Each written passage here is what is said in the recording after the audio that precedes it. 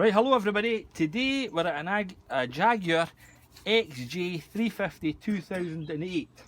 2006. 2006, right. 4.2, George? 4.2. 4.2, right. So his problem is air suspension. Now, it's been coming up with a fault code for this for a long while. I put it in the edit. So we've not. So whenever he tries to put the air suspension up, it blows the 40 out fuse. I'll just show you that where that's located. And this will come with me, Kiri. So that's the fuse there for the air suspension. Now it should be 40 amps, but we've only got a 30 amp in it at the moment. So that's one to note. So we reckon it's the pump on this model, although they're notorious to go. So we've just stripped out the old one. So as you can see here, we've just removed the wheel liner, and we managed to get in here. You see that there? There's 1, 2, 3 bolts here. This one was guy rusty, but we managed to get it out without taking anything else off, just the inner wheel arch. And so we've removed the pump. So what you've got to do is transfer the dryer over. So you can see there, in order to take these plastic clips out, it's a matter of, we'll wait till that train goes past. It's these quick release connectors. So what you've got to do, that pipe was in there like that, so you push down on that connector, then you pop out the plastic pipe. Incidentally, I think this thing's called the dryer, and we'll try it at this side. As ever, this will know what. Yeah. Anyway, I'll get back to you once I've done it. Cheers! As you see, when I left it, I could not get this. This is a new one. I couldn't get this pipe out. So I took it up the road to Roddy's. He's the man to sort things like this. Great patience, where I haven't. So, so what he done was, we mucked about with it for ages trying to, like we done on another one, you know, you had to push down the collet, then pop it out, would not go. So you can see what the problem was. It had that much, I think it's aluminium reacting with water.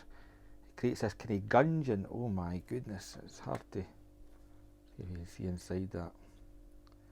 Anyway, it wouldn't come out the pipe, so what Roddy done was, we just cut down the edge and took a cold chisel and chiselled a bit out it and just kept working our way around it till eventually it came out with, had a brass ring.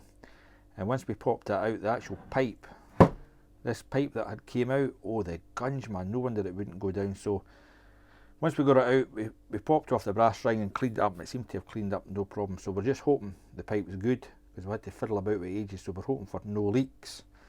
So everything is transferred over onto the new pump. Incidentally, I put it in the edit how much, this is my work colleague's car, how much George paid for this. A lot cheaper than Jaguar. So I tested this, the old pump on the bench, and you can see there the brown wire is earth and the red white is live. So if you give that just power on the ground, this one, when I use my power probe there, you know, my trusty old power probe, it must be about 30-year-old, it just trips out immediately. So I bench tested the new one and the compressor runs okay. So the problem with the car is the compressor. But the other tip I was going to give you, when you put these pipes in, just a little smear of Vaseline, and that just lubricates it for going in and get a nice seal in it. So I'll fit it tomorrow. I'll show you it going back together, but it was fairly straightforward, and hopefully once the compressor starts running, it builds up here and the car can be raised again. The only other thing I was going to show you in this old one seems to have this valve here. This must be like for duty cycle. That's a 2-pin valve on the pump, so that will regulate the amount of air getting distributed, I would imagine, to the suspension. The guy I'm doing the job for wonders if the pump needs coded in. So I'm not sure at this point if it does, but we'll put it together tomorrow and I'll let you see that. As I say, there's a better shot of that thing. There's the quick connectors there. You see how they move up and down. So when you go to pull the pipe out, you just push down on that and it pulls up, and when you put it back in, you get a click when it goes down and it's properly sealed.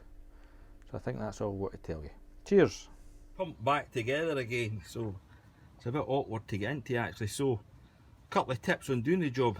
You can see these caps at the top, these bits here, so whenever you take the pump away, these fall out, so the best way is to put them on first with a blob of grease, and that holds them on the rod, and then you can offer up this plastic bit, and then the spring goes inside that. So it is a rather fiddly job, but you can get it done without taking the bumper off.